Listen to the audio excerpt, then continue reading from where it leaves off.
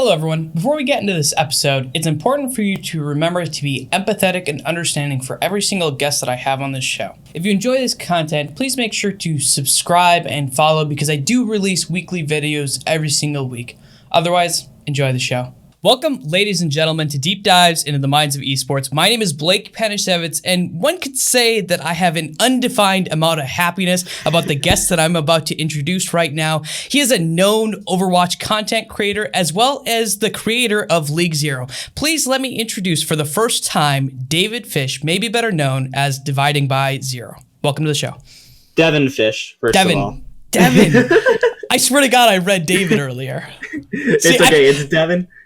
It is Devin. That's okay. People mess up my name I will say I don't think I've ever had anyone say David before. More like my name is Devin spelled with an I, and people think I've seen it spelled with every other vowel in the English alphabet. Like I've seen it with an E and an A, a U, a Y even. I think the only one I haven't seen it as a U. So it's like all over the place. I'm used to people messing up my name, so it's fine. I won't lie, I feel really embarrassed considering you have the easiest name I've ever had on the show, and I wrote it down wrong. And I've had like Germans on the show, I've had some Norwegians on the show, and yours is by far the easiest name, and I messed it up, and I feel slightly guilty about that, which is embarrassing. Don't worry about it. Don't worry about it. So I'm excited to have you on the show. This is something different. There's not a lot about you out there, and so this is going to be both, I think, unique for your viewers who've seen a lot of your content is out there, as well as like the Overwatch community in general to like kind of know who is this content creator who over the last year has gotten, I would say, fairly popular. So I'm really excited to have you on the show. There's some questions that we're going to ask. They're going to be a little bit more hard hitting, but I'm going to start you off with a very, very easy. I actually have a couple easy questions too. All right, to start you off. So the first one, you're into bowling. How serious of a bowler would you say that you are? Well, okay, I'll be honest. I haven't been to okay. So when I started off bowling, it was when I was in like 4th grade or something like that. I joined a really casual junior league at my local bowling alley, and I honestly just kind of. I don't know what it was about bowling. Maybe it was just like I had tried a couple sports before that, like soccer and baseball, and I was never very good at those. But bowling, I felt like I knew how I could get better at it. Mm-hmm. So I kept on getting better at bowling. And I think the most serious I ever got with bowling was when I joined my high school's bowling team. I was in it for all 4 years of high school. It was a really cool experience for me. I was honestly never the best bowler on that team, but I did end up on the varsity bowling team in my high school for a couple of years. So that was a pretty cool experience. And, you know, I can say I was a varsity athlete. That was pretty cool. We did not have bowling league in my school. So that is like, I went to a very small school. Something you should know about my high school is that it is the biggest high school in my state. Like you can, I'm pretty sure my graduating class was almost 1,000 people. Oh wow! It was crazy how big it is. Everyone's always super impressed when I say that when I talk about my high school. It's a crazy big school, and that means there's pretty much if you have an interest in that high school, you can find a group of people that have the same interest. It's actually pretty cool.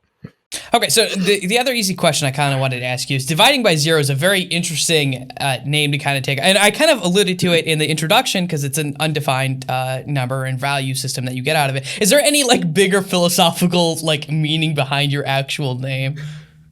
You know, the actual origins behind my name are actually a lot less philosophical than you'd think. My name actually came from before I was Dividing by Zero in Overwatch. I was actually very, very into Minecraft, and that name came from Minecraft, where if you're I was very into PvP games, and if you kill someone in a PvP game, it'll say like X was killed by X. So I thought, how funny it would be if I named myself Dividing by Zero, so it would say X was killed by dividing by zero, like they tried to divide by zero and it killed them.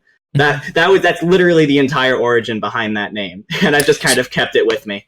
So, like, getting a joke like that, were you really big into, like, math or anything like that? Because that's, like, a really out there joke that I don't think most people would actually get. Yeah, it's, you know, I would say I wouldn't say I'm super into math. I would say I'm pretty good at it, though. I've been in, like, honors math programs for a long time. I'd like to, people say I'm smart. I more like to say I just know, I just can understand how numbers work a little better than I think the average person. That doesn't necessarily mean I'm smart. I've always been a huge believer in that there's a bunch of different types of intelligence, and where I am maybe a little above average in that portion, I am very, very lacking in a lot of other categories of intelligence. Mm-hmm. Okay, so let's talk about that a little bit, because you mentioned that you went to one of the biggest schools. You have asked that not to declare where you're living, because I understand, which is totally fine. We can say that you live in the Midwest, yes. Right? That's if you feel comfortable, you can even do the state. I don't know how much you want to give out, but Midwest is pretty good. So the Midwest is basically all the same too. Like, realistically, it's all the same. If you've been to one place, you've been very close to another. You live somewhat close to a big city in the Midwest. What was school like for you? Kind of like growing up. What is because you're fairly, no offense, this is not meant offensively. You're fairly young. Yeah. Okay. Okay. Yeah. Because and like 30, I'm almost 30. I turned 19 less than a month ago. So yeah. So you've just gotten out of your high school experience, you're starting college. So I want to know what school was like for you, because you being an upcoming content creator, you actually have a very close relation as far as like age and experiences to, I'm guessing, a lot of the viewers that probably are actually watching your stuff. So maybe you can go through some of those experiences, and what was school like for you growing up? It's kind of crazy, because I've talked about the good parts of going to a very large high school. I guess I will say that my high school experience, going to a large high school, there's large high schools, there's small high schools. So I can't say that my experience was exactly the same as everyone else's experience. But I will say that going to a large high school, it's really easy to, like, if you're looking for stuff, to find it. But also, if you are in a large high school like I went to, it's very easy to just feel like you're one person in a giant crowd and you're not distinguishable in any way. So that's, it's just kind of not a great thing about going to a small school like that. And then, another advantage is the fact that, your class is so big that I can't say I knew the names of 80% of my graduating class. And that it's kind of crazy to think about that, but with every class that you actually had an opportunity to kind of meet new people and also reinvent yourself in a way. And because these people had never had any experiences with you. So in a smaller school, if you do something, that gives you a negative reputation, that might stick with you for life. But in a giant school like I went to, it's a little more difficult for that kind of reputation to spread. I think my high school experience was fairly, in the grand scheme of things, it was fairly average, actually. Good parts, bad parts. Yeah, so kind of looking through school and growing up, was there things that you mentioned bowling? Bowling was something you obviously got into later. Was there other things that you kind of attracted to that were really core to your identity or core to the person that is you, that you really enjoyed, like either going through school? You mentioned you were better at math than other people. Is there things that you were worse at than other people significantly? Things that I was worse at? Well, definitely just socially in general. Just social anxiety and social interaction is a kind of anxiety that I have pretty much had to work through my entire life. I'm proud to say that I'm a lot better at it than I was maybe 5-6 years ago. But I was a really, like, drawn in kid. Like, we'd have free time in class, and I would just go into a corner, pull up a book, and shut off the entire rest of the world. And that was where I was comfortable. I think one of the biggest fears I have is really opening up to people, which I guess is part of why I don't reveal too much of my personal life on YouTube and on all that stuff. It's just, it's something it's always a fear of like if I reveal too much, if I reveal something and it's bad and how it could affect me and hurt me in a way, you know. It's kind of weird to explain, you know. No. It's Can you go more into what that was like though? Because that must have been, you mentioned like 5 or 6 years ago it was pretty bad, so that would have been probably middle school, like 7th, 8th grade ish. I think that's right, math. So right around there. So what was that like for you? What would a day look like in that? Because a lot of people actually suffer from different forms of social anxiety. What did it look like for you? For sure. I think a day, in 6th, 7th grade, I kind of shut that out a little bit in my mind because it wasn't, I wouldn't say it was terrible for me because I actually enjoyed a little bit being by myself and my own thoughts. But, I would go to classes. I would do pretty good in my classes. I would go to lunch. I would say that, like, in order to feel included, I would sit with a group of people every day, but those people, like, weren't really my friends. Like, they just kind of let me sit with them, and I didn't really do anything else with them at lunch. And then, go to classes and go home, usually, and just sit. And then I was very into, like, when I would go home after school, I think my relationship with my family was much bigger than anything that I had with any of my friends. I've actually been very lucky to have a very kind and supportive family my entire life. So my relationship with my family at that point was way, way more than with anyone that I had met at school. And I would hang out with them a lot more than I would with. When you mention your family, mom, dad, any brothers or sisters? Right. So I have a mom, a dad. I'm a mom and a dad, and I'm the oldest of 3 siblings. Okay. What's it like being the oldest brother? There's a bit of a pressure to kind of set an example for them, I would say. I genuinely believe that the two of them look up to me a bit as a bit of someone to learn from and set an example from. So I think actually there's a bit of pressure there, and then of course I do feel like I influence them. So if I mess up, it makes me worry a lot about how it would affect them.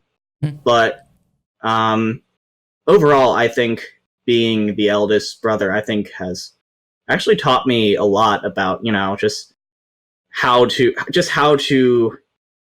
I think just deal with people in general, and I think it's given me a lot of the I like to say I'm a pretty decent leader, and I think being the eldest of 2 people and kind of learning how to work with them, and I like to think I have a very good relationship with both of them, and working with them and figuring out how to make my relationship with them as good as it possibly can be, I think has taught me a lot about, leading some bigger things like, doing this YouTube channel or the League Zero stuff. And that, I think that's kind of where all that got started, I'll be honest. Okay. And so what do your parents do for a living? My parents they both teach they're both teachers in the same district that I went to, the school that I went to. They both teach middle school level. My mom teaches art and my dad teaches science. Interesting. Teachers. Did that have a unique experience on you, like an appreciation for school or anything like that, or maybe not an appreciation? Because having teachers, both my parents are actually therapists, which I would definitely say influenced my career path, because I now work with like obviously mentality with pro players, and I was working with gladiators, and I owned a counseling firm, and so like that definitely had an impact on me. Did your parents being teachers have an impact on you? I think there's definitely like when I think I was lucky enough, I think, to actually not have either of my parents as actual teachers, which I specifically requested not to do that, because I think that would just like make a weird gray area when talking to someone as a parent versus talking to you as your teacher, because they feel like they want to help you because they're your parent, but also you got to learn this stuff because they're your teacher, so that it would be awkward for me and it would be awkward for them. So I was lucky enough to not have that. I think overall I have an appreciation for my parents and frankly, they come home all the time with these stories of like kids that don't appreciate them as much as they probably should, and parents that one of the weirdest phenomenon I see when it comes to teachers is that when a child is not doing as good, and remember, these are middle school level children, when a child is not doing as well on a project or a class as they should be, it seems for a lot of people the immediate reaction is to say that the teacher is in the wrong and not the student, which, it is tough. You look at it, the thing from the point of view of their parent, and they're like, oh, my child's a good kid, he wouldn't do anything wrong, but usually it's that he did. And my parents run fairly simple classes. You show up, you do the work, you usually get an A. And if you don't get an A, it means you weren't following the directions. And that's not their fault. That's the kid's fault. But a lot of people wanna not believe that their kid would do anything wrong, so they just blame the teachers. And I think that it's not a super great thing, and I have a lot of appreciation now for what teachers go through, and I think it helps me a lot now gone through high school and going through college to really try and appreciate the people who put away their time to try and teach us, because we're pretty insufferable at times. Yes, children are terrible creatures. That's all I'm going to say. I worked with children for a very brief time in a residential delinquency home. Something I was like, I'll never work with children again. Props to whoever can do it. Like, you're the real MVP, because I cannot. Totally. I cannot do it. So we talked about like kind of growing up. Were you into any sort of sports before bowling, or into any other activities before then? So before I really got into bowling in high school, in my early days, I was into soccer for several years. I enjoyed soccer. I liked soccer until the second that I got into like a semi-serious team, and that's when I decided this was a little too intense for me, and I was done. And I also did baseball for literally one season, and I was the actual worst at it, and that was it for my baseball experience. And that's I kind of took a break from sports for a couple of years before I found bowling and really committed to that. Okay. So kind of looking at that growing up, and you're dealing with almost like this social anxiety where you would withdraw from people. Is it because did you feel anxious whenever you would talk? Because you've actually mentioned this on something I was reading, where that social anxiety is something that you've had to deal with and something that you've kind of worked through over the years. What did it feel like when you would go to talk to someone new for the first time? I think there was definitely a bit of anxiety. I enjoy kind of group conversations a little more than one-on-ones, because group conversations you can kind of expect for 2 or 3 people in the group will usually take up the majority of the conversation, and then you pop in when you have something to say. When you're talking to somebody one-on-one, and in an interview situation like this, it's better because it's a very established question and answer kind of thing. But when you're just like in a conversation with someone, I feel like there is this, there's this. I'm searching for a word. There's this requirement that you have to be taking up a good part of the conversation, because it's just the two of you, and if one person's just talking, then that's really a lot on them, and that's not a very good friend. You're not being a very good friend because you're not contributing to the conversation. If someone's like just like walking around going like, yeah, cool, that to me is not a very good and interactive friend. That's not someone that I would want to interact with on a daily basis. So why should I be that person to anyone else? But the problem is searching for things to say and ways to continue the conversation. That's been the biggest struggle for me, and socially for sure. Mm-hmm. And you mentioned that that's something that has gotten better over the years. Absolutely. How has it kind of gotten better for you? What have you done to kind of improve that? Well, I talked about how when I was in 6th or 7th grade, I was a fairly decent social outcast. I pretty much kept to myself. I wasn't necessarily unhappy, but I just didn't really have that many friends. I will say, I've been to a couple of therapists over the years, but I wouldn't say those therapists directly helped me too much. What I think helped me a lot was it was actually in 8th grade. when I don't even know what exactly the class was about. But the class it was a science class. I don't know what we were talking about, but I leaned over to the kid next to me. And it just popped into my head, and I said something about cannibalism, and I don't remember what the class was about. I just remember I told him a joke or something about cannibalism, and it cracked him up. And that day at lunch, he actually invited me to come and sit with him and a couple of his friends, and he kind of referenced the cannibalism joke, and that's kind of how I got integrated into that group, and that group was kind of what I stayed with from 8th grade to 12th to like out of high school. That was that and being actually in that little, it was a fairly small but pretty tight-knit friend group. It was I think that helped me more than anything else.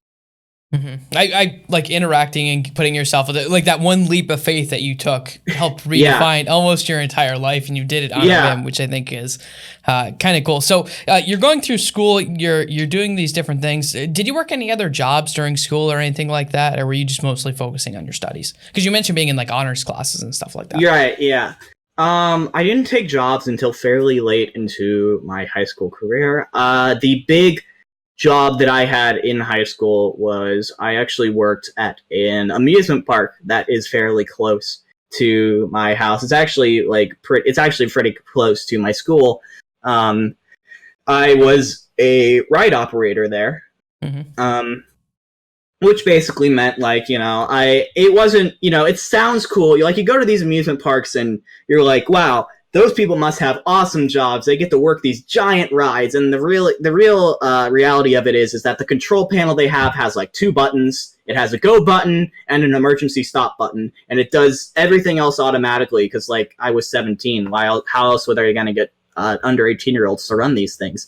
And your job was basically to walk around, make sure everyone was seatbelted in correctly, press the button, watch the ride as it kept going around and around and around and around, and then it stopped, and you unclipped everyone, and you did that for 8 hours a day. And it was not, it was not the most. Did you ever have fun. An emergency stop?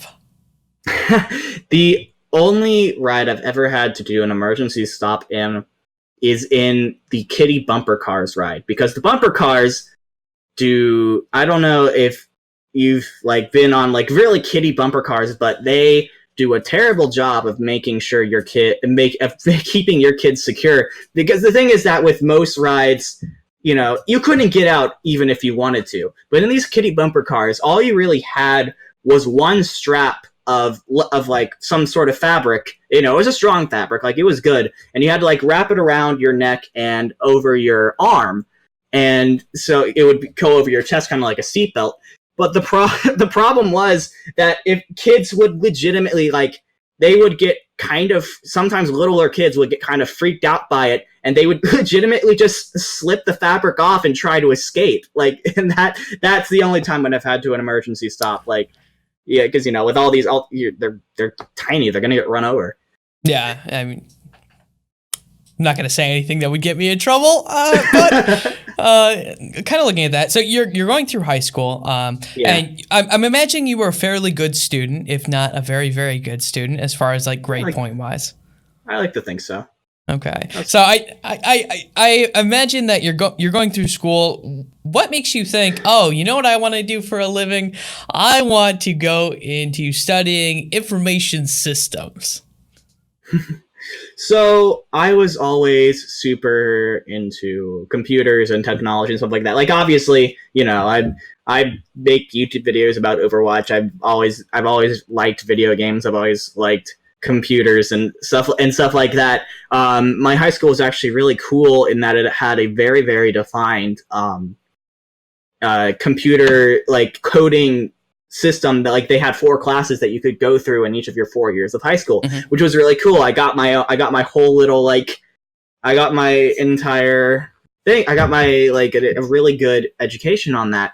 And when you start off with computers, I don't know, to me it was kind of it was honestly some of the most exhilarating stuff I had done in high school is that, like, I just enter these commands into the computer and it does what I want it to. It's like I am manipulating this. Like, you see like regular math classes like algebra, and you're like, oh gosh, how am I going to use this in real life? That's a question that's always asked. But you go into coding and you're like, I can genuinely see how I can use these principles to make things that can actually like change the world and stuff like that.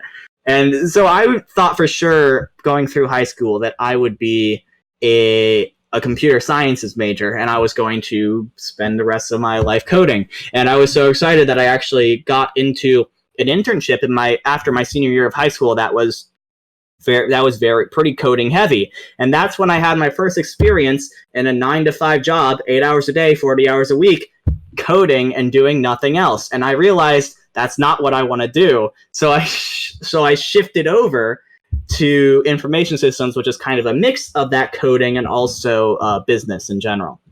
So I'm technically a business student, but there's a decent amount of IT and coding mixed in with it, is what information systems is in a sentence. Okay, so kind of looking at that, when did you think, I want to start YouTube, right? Like I want to start getting into YouTube. What was the joy that we're like, oh, let's start making videos on YouTube? Right. So my biggest inspiration for YouTube is a YouTuber who is named Urinating Tree. If you've ever I don't know how many people here have heard of him. I know my audience is fairly familiar with him because he does these videos about, football, baseball, basketball, hockey. Those are the four things he mainly covers. He does the Hater's Guide to the 2019 NFL season, and he's genuinely really, really funny, and also does a pretty decent job of breaking down the situations that each team is in going into the season in a very good compact format. And I was really a fan of his, even though I was only I wasn't even super into like football and baseball and basketball, but his videos were very informative and very funny, and I really enjoyed them. And I thought, man, this is a really cool concept for video. And it was at that time when I had been watching Overwatch League for, a couple, it was maybe about 2 stages into the inaugural season. And I was like, what if has anyone tried to do this for Overwatch League yet? And I looked it up, and no one had done that. And I was like, and this was a huge thing for me, because I think this was the first time I'd ever looked up something on YouTube and not gotten what I was looking for. And I don't know, I like to talk about how there was this big rise of how, one thing snowballed into another, and that's how I ended up where I am today. But it was literally just like, what if I did it? That was literally it. And then I spent like an entire day making my first video of what was it? It was a Hater's Guide to the Overwatch League Stage 3. That was my first video I ever made. I spent like an entire day on it, and I uploaded it and shopped it around wherever I could. I think it got maybe like 60, 70 views, and I was ecstatic. Mm-hmm. Yeah, I can definitely feel that. So you're going in, you make the video. You were still in high school then, right? Right. Yeah, it was close. It was actually, it was kind of funny because I was actually uploaded on April 1st. So April Fool's Day is actually the anniversary of the Dividing by Zero channel. But yeah, at that point, I was kind of wrapping up high school at that point. Mm-hmm. So you're wrapping up high school and you're going into college and you're making these videos. And I would say relatively quickly, you got pretty popular pretty fast. Yeah. Like within a year, I think right now you're sitting at like 25K subs. And it's been a year and a half. 20. Yeah, you spent almost a year and maybe a month or two, and I'm at 23,400. I want to say is where I'm sitting at about. Yeah, so you're at 23. So within like a year, which is very, very good growth. That's like a very impressive. Yeah. So kudos to you. Crazy. So you're going through this and you're making it, and you're seeing your subscriber count increase. Did you ever think about just dropping out of school and doing YouTube? Honestly, no, not once actually. Of course I've thought about it. Like they would be really cool to get to that point someday. Mm-hmm. But when you're I remember being a kid and being like watching like people like PewDiePie, Markiplier, all these people that have these awesome lives and all they do is play video games for a living and they get money. Like, wow, I want to do that. But you know, you actually get to the point where I am right now, and you start to realize that YouTube now isn't the same as YouTube back then. Yes. I don't get nearly enough money as it is right now to drop out of school and do this full time. It's just not like, it's like the money that I get from YouTube is, I think, decent enough to be considered a decent part-time job, and that's about it. I don't actually get income. I don't have like diversified income yet. I just get money from YouTube. I get maybe a little money from Twitch, but I don't. That's kind of my secondary interest. Mm-hmm. But the money that I get is definitely not nearly enough to consider making it my full-time job, at least as of right now. And I don't want to drop out of school to pursue it and potentially go broke, you know? Because I think there also has been this expectation among my family that I will go to college and I will get a degree. That's something that, you know, both my parents have master's degrees. Like everyone in my family is a very much, you're gonna go to college, you know? So there's a little bit of pressure on me to make sure that I am continuing on that path and making this content creation thing. While they've been very supportive about it, they're like, okay, but you're not dropping out of college, right? And I'm like, yeah, you know? Okay, so do they understand, like, because when I see it, and I like thinking about when I was 18, and if I would have been in your situation at 18, I can fully 100% say that I think I would have dropped out of school. Just part of that might be like hindsight 2020, just because I know like life events that have occurred and where I can get to, and how nice it would be to have 10 years to kind of do something. Yeah. And so like part of that's like obviously my life experience leading up to there, as well as I didn't want to go to school to begin with, even though I have a degree. I didn't want to go to school, so I'd have been like, yeah, 100% would have probably checked out and done it. But do your parents like fully understand like where you're at with your content creation, like how big it actually is? Because it is fairly big. It is fairly big. I think, you know, it's tough for them because they grew up in a generation that didn't have YouTube or the internet. And so I genuinely think it's impossible for them to fully understand the entire scope of what I've been doing and how many people it's reaching and how awesome it is. But I also think that they have a very good idea of it, and they understand it, but they also understand that the money that I get is not enough to make it a full-time thing right now. Like I said, I've been very lucky to have parents that have been not very accepting and supportive of this and what I'm pursuing with this, but they do have an expectation that I'm not dropping out of college anytime soon. Okay, so let's say that you hit 100K subscribers next year. Okay, at what point do you need to be in your YouTube before you say, you know what, at this point it's just better off for me to drop out than to do this? Or are you just going to complete school no matter what? I think if I want to drop out of school and pursue YouTube full time, I have to feel confident that I would be able to do in this career path. I would be able to make enough money to support myself and anyone else in my life who may need it, and you know, be in a fairly comfortable life. I've been very. Again, I've got to say, I keep saying I'm very lucky, but I truly am. I've been lucky to have a pretty comfortable life my entire life. And I just, if I'm going to drop out of school, I need to be confident that I won't end up in a terrible situation because of it. Mm-hmm. I think, you know, it's very important to me to know that I'm going to be okay and I'll have enough money to get by and you know, have food and have a roof and stuff like that. So I need to be able to feel comfortable with my future prospects in dropping out, and knowing that I would be okay if I dropped out to drop out, and I'm just not there right now. Yeah, for sure. So looking at finishing your degree, do you know what you want to do after your degree? Because obviously when you graduate, you're going to really be down two paths. You're going to be working a full-time job, which maybe school is equivalent to a full-time job. In my experience, it wasn't, but that was just me. Yeah. My jobs were always way more hours than school ever was for me. But you're going to have a full-time job, or you're going to have, maybe I'm done with school. Maybe I will delve more into YouTube. Do you think about that path like at the end, or do you plan on graduating, working a job, and still doing YouTube just more as a side hobby?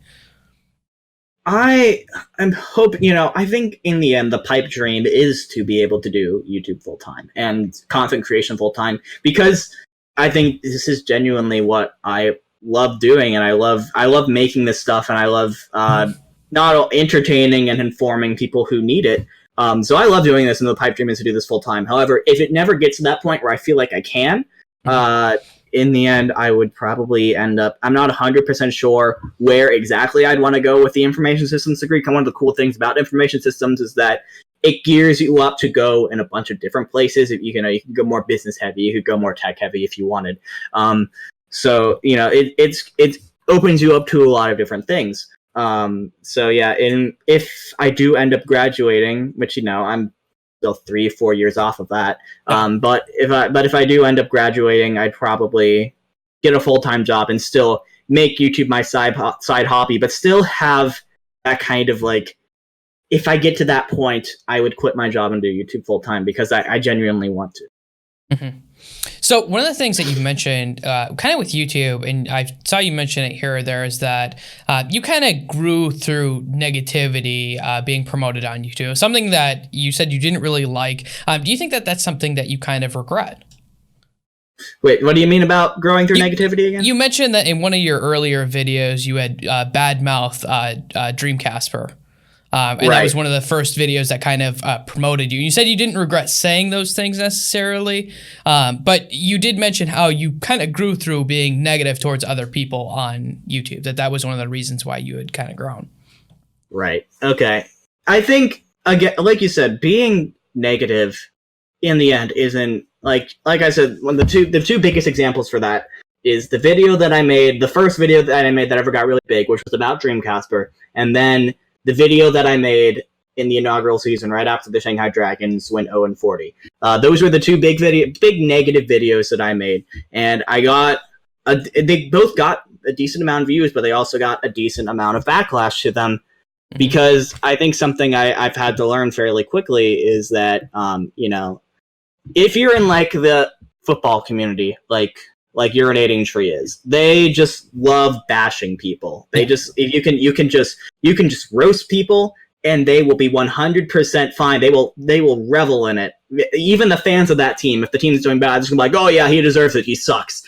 The Overwatch community is not that. They will, if you just start bashing people with no real reason behind it. I mean, I think there was a reason behind it, but if you just bash people and don't tell people why, or don't give people good enough reasons to bash them, they will come to the player's defense more than I think the football fans would. And I don't think that's not a bad thing, for sure. Yeah. I do like how the community is in general very, very supportive of its players and genuinely want to see them succeed more than anyone else. Like, even if it's like a direct rival to the team you're personally rooting for, you'll still feel good if you see them succeeding and see them happy. But I did kind of have to, I think in the beginning of my YouTube career, I kind of modeled myself to be a Urinating Tree clone, which was very, very sarcastic, very scathing, kind of roasting teams. And not only did that get a bit of backlash, but I also realized fairly early on that that's just not my personality, and I can't keep that up for very long. I'm not the kind of person who takes significant pleasure in roasting people and just saying, oh, you're bad, you're shit, so coming to that realization of this more negative, critical character isn't me, and kind of slowly shifting it over to the person that I put in my videos now, which I think is more genuine, I think is a big part of my growth as a content creator. Okay. Okay. Do you think that like YouTube primarily, like if you wanted to grow, like negativity seems the way to grow faster? Like that's something that I've kind of noticed and something I kind of try to avoid, even though it might not look like it sometimes. Like my interviews are not meant to show like negative aspects. They're supposed to show like who the real person is there. And while there might be some negative aspects there, my intention is no way in trying to shame or make people look bad. And so it's like there's the clip I posted yesterday, because this is obviously recorded a few weeks before it was posted, was the swoosh one, and he talks about like Florida Mayhem being the worst moment, and people they gravitate towards one aspect. Yeah, 100%. Right, and but if you actually listen to the clip, he talks about how like there was the issue with Florida Mayhem with them losing. He also talks about his goddamn friend dying. Right? Like, and that's one of the reasons, and for me that is like, holy shit, this is why this is real. Right? Like everyone thinks that losing like a ton of games is the reason, but it isn't. And so, but it does seem like negativity on YouTube or social media in general seems to be the fastest way to grow. It 100% is. It's I kind of hate that is the kind of thing, but you see, you know, the internet in general really loves the kind of, you know, we're kind of in the middle of this whole cancel culture and stuff like that, and all the drama, and everyone always wants to spill the tea and stuff like that. So the drama, the negativity, roasting people, exposing people, that's the kind of stuff that in the end, if you want just pure clicks and views, that is what will give you, that's what's going to give you the views in the very end. You know, I hate to bring up that comparison, but that very much is how Michael, or the Fortnite guy now, has gotten his fame. You know, he tried to do that in Overwatch. He kind of, like I said, the Overwatch community didn't take very kindly to that after a while. Moves over to the Fortnite community, where they're much more accepting of that kind of mentality, and now he's doing very, very well for himself. And, you know, obviously, great for him. I don't have a personal problem with creators who, you know, who's, gosh, I'm trying to think of the word. They profit off of the negativity and drama of other people. I don't have a problem with that, because they're entertained. Their whole job is to be entertainers. They're like tabloid entertainment. That is functionally that's exactly what they are. They're tabloid entertainment. People like Michael, and then you think of people like Drama Alert and stuff like that. That's exactly what they do. They go through the drama, and they're pretty entertaining themselves, and that's what, and that helps them get up to new heights. And I think that, but those kind of clickbaits like blah blah blah has been exposed, you know, that gets people to click. Hopefully they end up staying for your personality, but that's what gets people to click, and that is by far the most that's the quickest way to grow on YouTube right now. And I don't like that it is, because that's, you know, if I was totally fine of exploiting exploiting, see, that was kind of the word I was looking for. If I was totally fine with that, then that would be awesome. I'd move over to a more accepting fan base of that and profit off of that. But, you know, that's not what I want to do, you know? Mm-hmm. So one of the things that you've talked about is that you have no intention of switching from Overwatch. That this is the content you want to cover because you have a deep love for Overwatch and you enjoy it. But one of the things that recently, and I guess I don't know how recent it is now, but I remember seeing it, is the fact that Blizzard actually, whether intentionally or unintentionally, claimed one of your videos, right? So you couldn't get any sort of ad revenue. And I remember seeing your posts and being like, oh yeah, I'm pretty sure that's automatic. Yeah. Hopefully. But it still happens.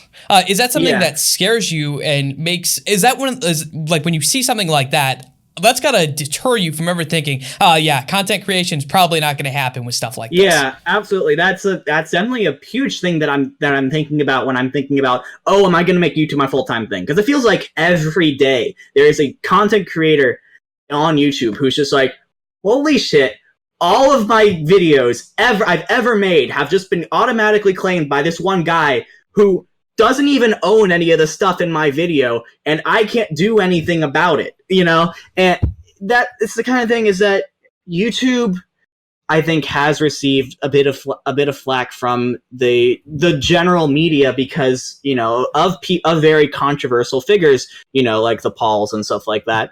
And so they end up kind of caving to the outside more than I wish they would, and they try, and their copyright system very much favors the person who is putting in the claim over the content creator. And when doing that, and when claiming a bunch of videos, and heck, even giving their channel strikes that gets it removed, that can ruin people's entire livelihoods. And that's very, very scary to me, to just wake up one day and realize, oh my God, my entire channel that I've been working on for years is gone. Someone just decided, hey, I'm going to take away this channel today. And now, what do I do now? You know, that is super, super scary to me. And it's very much something that's constantly in my mind whenever I'm thinking about YouTube as a career. Mm-hmm. So with that and the claims kind of coming in, have you ever thought about, is that, like, I know you stream a little bit on Twitch. I've seen some of your Minecraft streams here and there.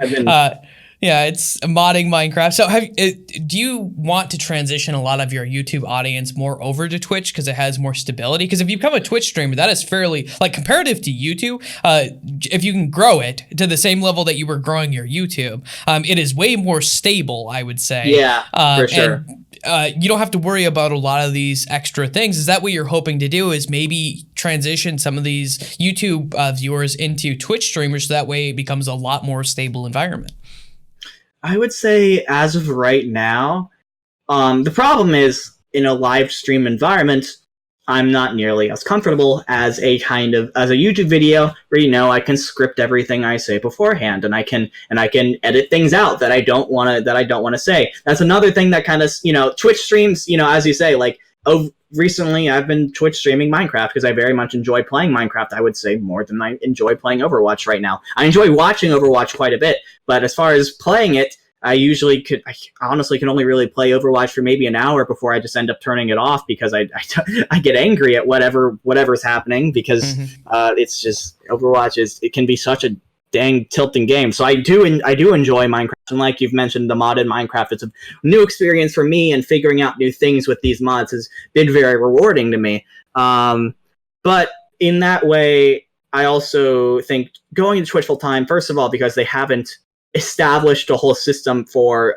making these edited kind of videos. You know, you can do live stream and podcast like content, but that's not quite what I want to do, because I think one of the cool things that draws people to my videos is how I am able to really compact a lot of information into a fairly short, you know, 10, 15, 20 minute, a very digestible package.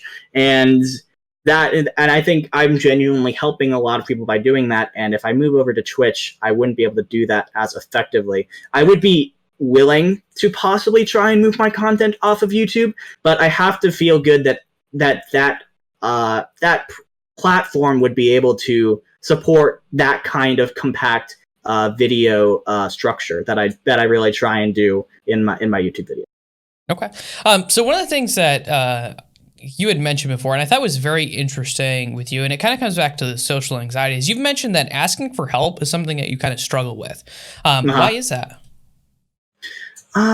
You know, I think a decent amount of it comes down to the leadership positions that have taken up in my life, like I mentioned earlier in the interview, being an eldest sibling, but, you know, also, you know, leading this whole League Zero thing and this whole Dividing by Zero thing. You know, it's a brand that I have built up from literally nothing. Yeah. And I've done it pretty much all on my own. The only real help that I've gotten is I have someone that helps me with thumbnails, but that's really everything else I do all by myself.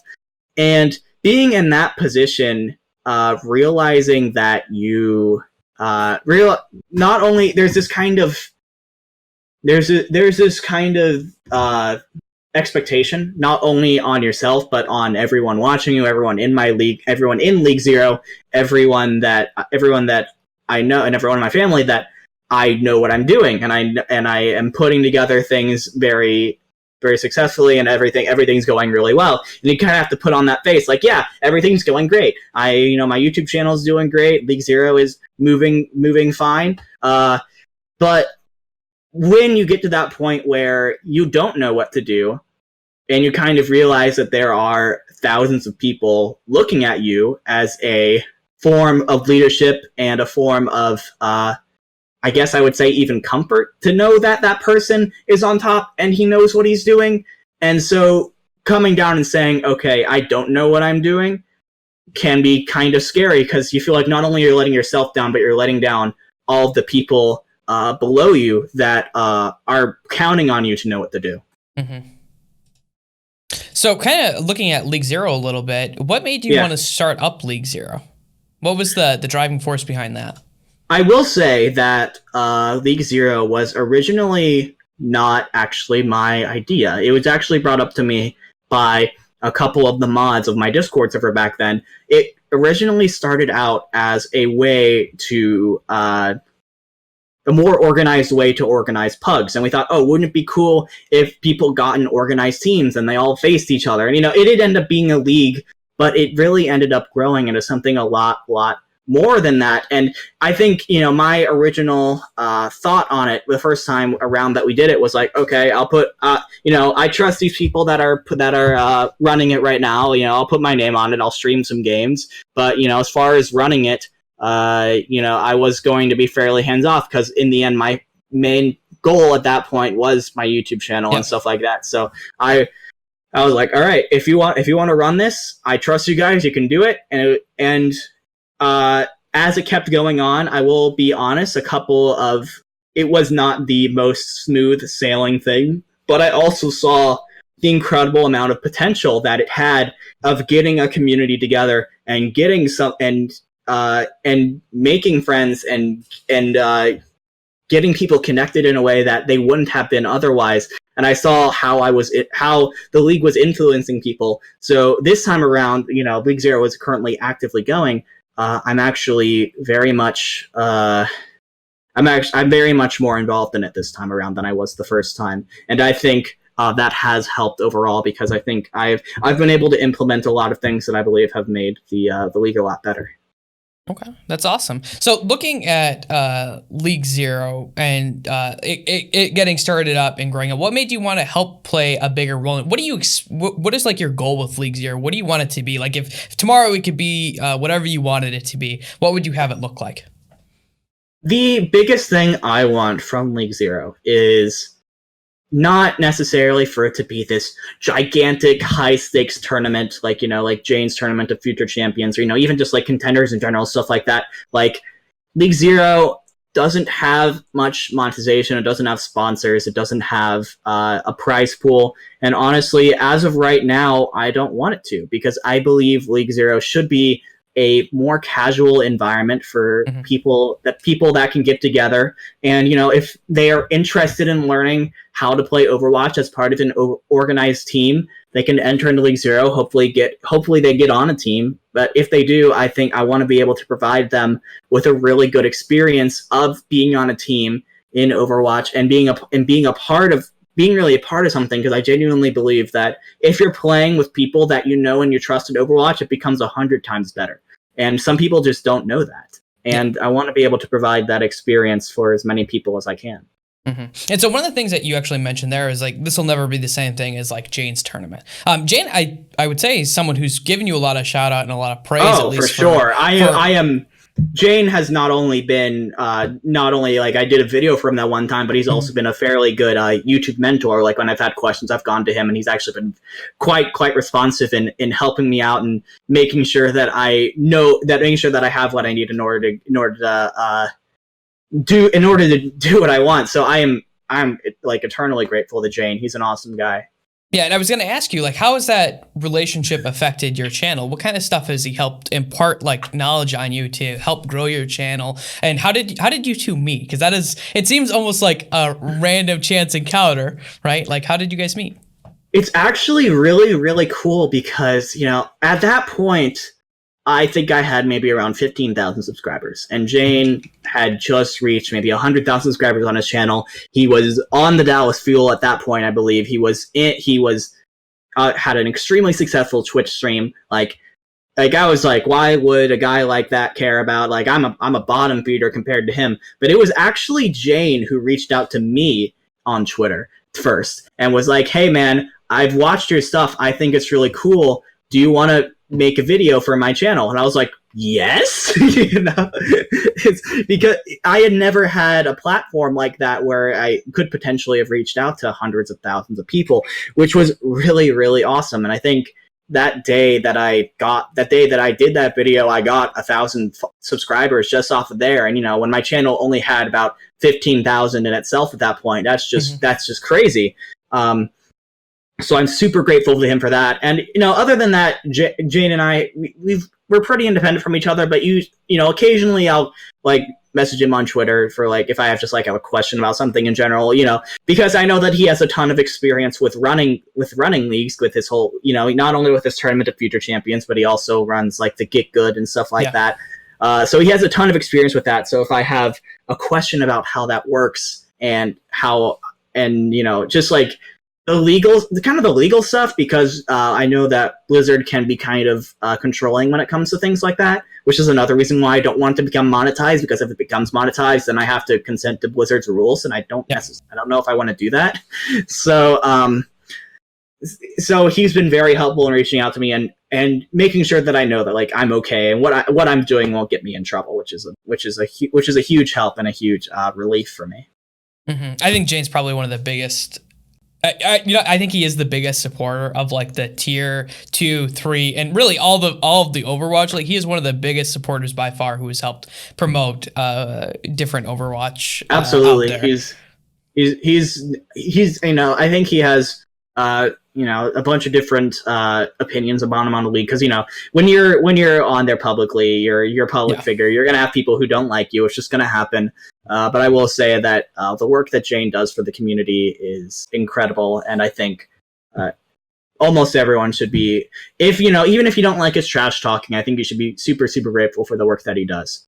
Yeah, 100% agree with that. So kind of looking at the Overwatch League and you covering it and putting out this information, one of the things that I actually found, one of your older videos that you kind of talked about that I gravitated towards, mostly because of my profession, was at one point you talked about burnout. And you listed a bunch of different things that people could do, and some of your semantics on burnout I slightly disagree with just because of my profession. But your ideas overall weren't the psychologist wasn't bad, though I would have said therapist. I think having it third party is always better. I actually would prefer it third party than with Teams or with Blizzard. Just like that would be ideal for me. But one of the things you mentioned that I thought was interesting, and they actually kind of did, was first of all break weeks, as well as making the stage shorter. And I kind of disagreed with both of those for different reasons. But you're in season 2 now. You're seeing the way that it is affecting people. What do you think about burnout, and do you think it has gotten better? I think burnout in general, I don't even 100. That was a very old video. That was very early on, and I'm actually quite impressed that you went that far back and found that video, because I don't even 100% remember everything that I said in it. But I will say, as of right now, I believe that burnout is a thing that, first of all, burnout is just, it happens in all esports, and it's a kind of an epidemic, because esports is much more mental than it is physical. And if you're in football, it is physical, and it's more physical than anything else. You can kind of do things about if you're feeling bad physically, but if you're feeling bad mentally, it's much more of a gray area, and there's a lot less that you can do about it. So, and because of just how intense being at the top of an esports kind of thing is, I think it's a tough thing in general. But not only that, but because Overwatch League is such a new thing, and it's a big thing. It's a big thing, and people who are in Overwatch League, who are at the top of the top of the top, a lot of them they're around my age. They're 19, 20, 21.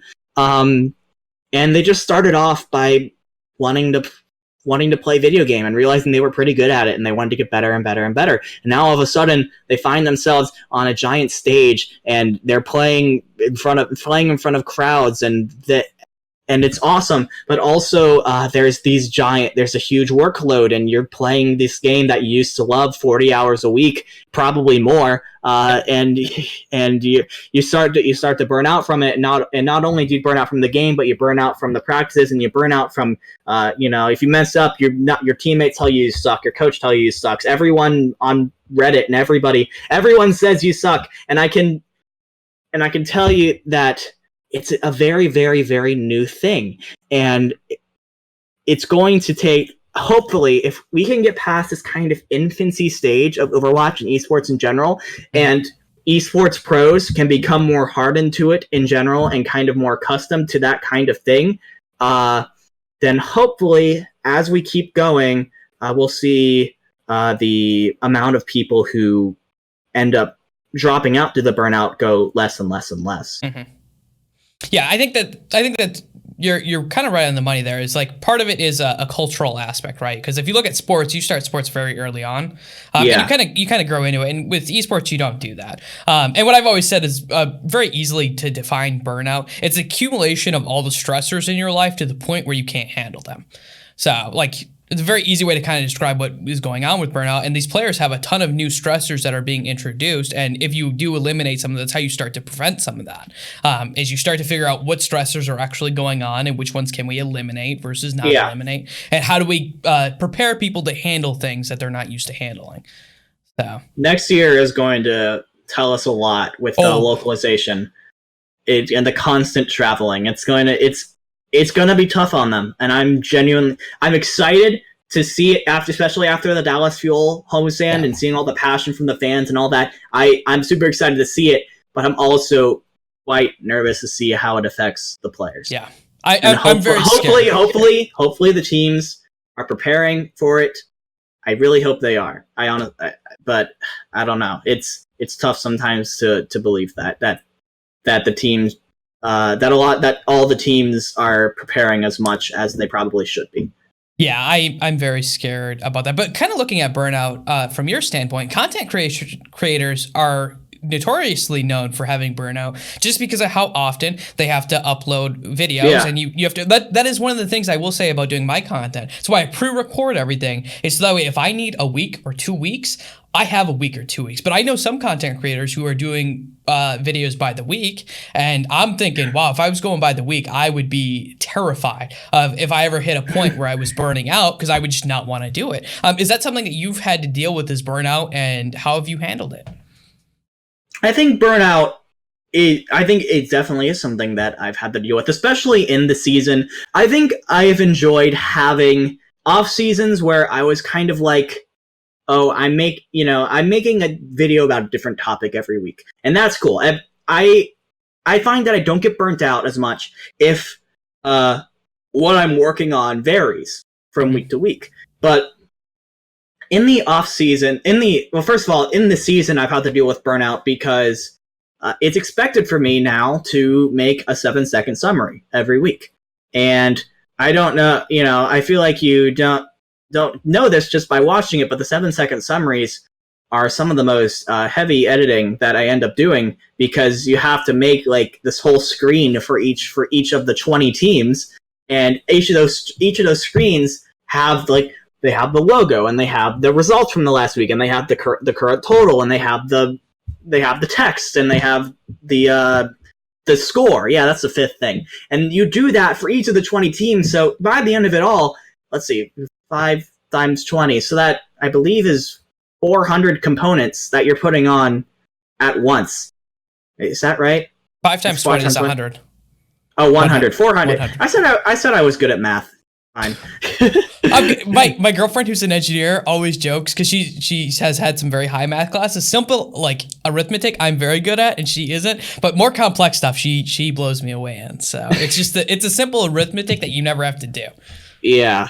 Yeah, so that's 100 different components that you're putting on all these videos. And then when you finish that, it's like, oh my gosh, I've only done like the first 2 minutes, and I have like 8 more minutes of me talking about the 6 teams that were the 3 best and the 3 lowest. And it's like, wow, this is a lot. And I do feel burnout from that a lot. That is part of why, a few weeks ago, I didn't do a 7-second summary. Instead, I did the video about Houston versus GOATs, because first of all, those videos are overall less edit intensive. And second of all, it's just something different for me to talk about, which is really nice. And I don't even need weeks off. If I can just have a week where I can talk about something else and do something else, that's enough to refresh me, and then the next week I can go back in really refreshed and ready to do another 7-second summary again. Mm-hmm. Do you ever worry, because you mentioned that you're only working in Overwatch, and you only plan to work in Overwatch. Do you worry that Overwatch is going to die? Absolutely. Do you think about that and think about moving, branching out into other games? Because I know for my show, that is very specifically why I also interview guests from other esports, is I wanted something that I can cross dimension the esports frame of things. And it's about esports, not necessarily Overwatch, even though I worked at Overwatch and most of my guests are Overwatch. I have League guests on here. I've had CSGO guests on here. And if I can branch out in everything, then at least there is some stability if I ever do make it in the future. Absolutely. I absolutely fear that Overwatch will die sooner rather than later. I'm pretty worried about the Blizzard's plan for the Overwatch League, and how it does kind of seem to be a top-down kind of thing. They put all their money into Overwatch League, but they don't. But the contender scene and stuff like that, they don't do as much with it. Which I've been kind of happy to see that there's been a bit more of a movement towards collegiate Overwatch recently. And I don't even think that Blizzard's really been a part of that. But a way to support that, I love the idea of collegiate Overwatch, because before, if you wanted to be a big contenders player, a lot of people, to really keep up the grind that they want to, have had to completely drop out of school. Mm-hmm. And it's genuinely not fun. I don't love that kind of thing where it's just like, oh, in order to, I guess sacrifices are necessary at some point, but I don't love the whole idea of to make it here, you have to sacrifice literally everything else that you've worked for your entire life. So having collegiate Overwatch is nice, because I believe that, because then you can work towards it, but also continue your studies at the same time. But that's a bit off topic. We were talking about just Overwatch in general, and it dying, and I don't know. I think that the developers of Overwatch genuinely care about the game and obviously they want it to succeed, but they just come out with such little stuff. I think they're working on stuff, but they're working on big stuff that takes a really, really long time. So when the community has a new event and it's just a couple of new skins and the same recycled limited time mode over and over and over again, it gets like, okay, do these guys actually care? And the answer is yes, they absolutely care. But when they're working on I think they're working on a lot of things, and I think they're working on things that take a lot of time. And so it's really easy to lose people in that time when you're trying to keep them, because you see Jeff come on for a developers update, and they're just like, oh, we have a really big thing that we're really excited to come out, at this time. Then he comes on a couple months later. It's like, okay, well, we thought we could get it out here, but it's not going to happen. So now we have to move it back 6 months. And it's like, well, you're going to lose people. That's what scares me the most, I think. Mm-hmm. So do you ever think about changing to other games or to covering other games? Like, I know we already talked about the infamous Michael and how he switched to kind of Fortnite. And Fortnite, frankly, is like popping as far as 100%. Like everything involved in there. But there's also other games that are coming out. Apex was pretty big for a little while, though I think that has pretty much died down now. That's dying down a bit, yeah. Thank God their developers screwed it up, because everyone's complaining about that. Same thing I hear with Fortnite, though, is like the developers, but they have so much money it doesn't matter. Yeah. But you look at they announced a new franchise league for Call of Duty coming out, which will probably upstart that and the content being involved in that. Do you ever think about swapping to one of these other games, or also doing content in these other games to more diversify? I definitely thought about diversifying. I think the big thing for me is that I genuinely don't, with everything that's gone on with Overwatch and everything that all the bad things, and everyone says that Overwatch is dying, and all the content creators kind of jumping ship to go on the Fortnite. I just feel like I enjoy it. First of all, I still enjoy Overwatch as a game. Maybe not as much to play, but to watch and analyze. Yeah. I enjoy that more than I have anything else. And when you're kind of, I've tried to watch Call of Duty before. I've tried multiple times, and I just can't seem to find much analysis other than, well, he shot the guy and then he died, and then that's the whole thing. And no, that's entertaining, but there's not much else to get out of it. I find Overwatch as a very unique game in which, first of all, you have those awesome moments where, you have this great mechanical skill, but there's also a very, very good amount of strategy and strategy that goes into it, and teamwork. And I really, really enjoy watching those kinds of things unfold in Overwatch. And it's not an experience that I've gotten while watching any other game. It's a great mix of both those kinds of, the great mechanical skill of Call of Duty and the great strategy and teamwork of MOBAs like League. And I wish that we could see I haven't been able to get that kind of experience watching any other game. I have more fun watching Overwatch than I do any other esport at the moment. And so if I had to change games, maybe move over the Call of Duty, maybe the Counter-Strike to League or something like that, I probably would. But as of right now, I really want to stay with Overwatch, not just because of that, but because I think that there is a bit of shortage of Overwatch content right now because, like I mentioned, creators kind of jumping ship and moving over to other things.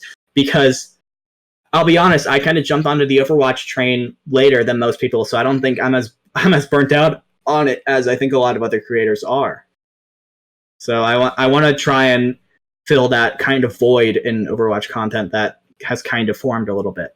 Mm-hmm. So let's say someone wanted to get into content creation. If you had to give them like any tidbit of advice, right? Like what would you give them? It's a very standard interview question. What kind of advice would you give them?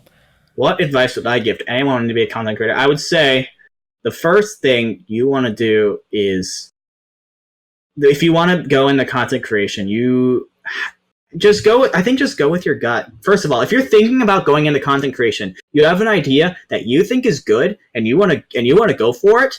My first piece of advice is go for it, right? Mm-hmm. YouTube is insane because, it takes 30 seconds to make an account. And then you just make your video, you press the upload button, it goes up, boop, it's there. It's so easy to just put your content out there. Will anyone see it?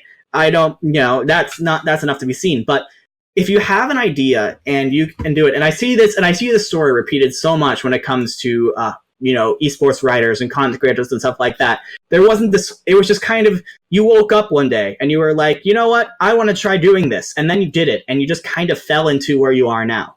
And so I think my biggest thing for content creation is, there's always a bit of fear of putting yourself out there and putting your content out there and how it will be received by the masses. And I know I get that. I've talked about social anxiety already a lot. And I think every time I upload a video, I have a little of anxiety of like, how are people going to receive this video? How did I say something in this that might come back to bite me later? But you just have to let that go and be like, no, I think this is a good video. I think people will like this video and I'm going to put it on the internet for anyone to see. And you just gotta go for it. And even if you look back on it a year later and you hate it, you can look at where you are now and be like, I'm glad I did this. I'm glad that I took that leap and decided to do it that one day, because now I've gotten so much better and I've learned so much.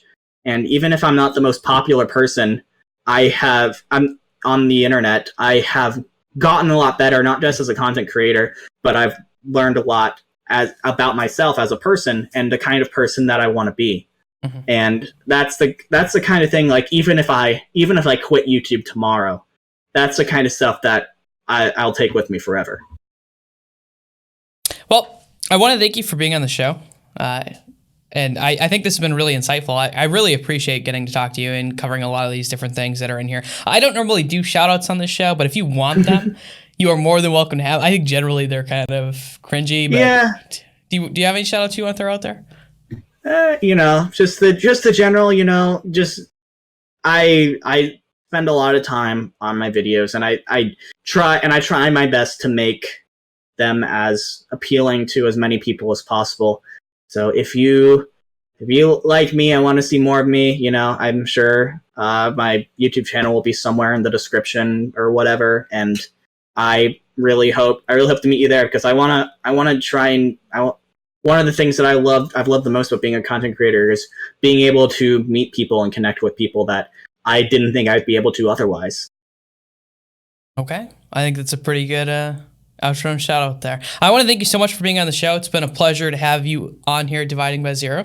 And I look forward to seeing how your brand and YouTube grows in the future. For everyone out there, this has been Deep Dives into the Minds of Esports. My name is Blake Panashevitz, and until next time, I hope you all have a wonderful day.